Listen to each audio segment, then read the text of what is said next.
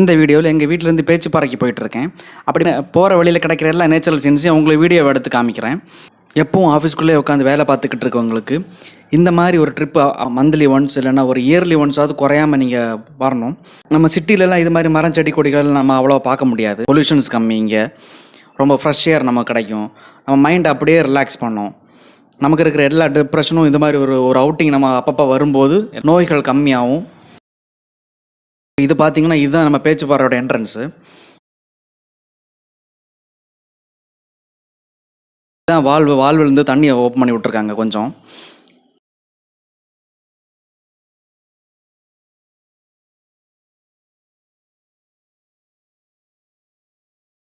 இப்போ மழை season time தான், ஆனால் எதிர்பார்த்த அளவுக்கு தண்ணியோட லெவல் கொஞ்சம் கம்மியாக தான் இருக்குது.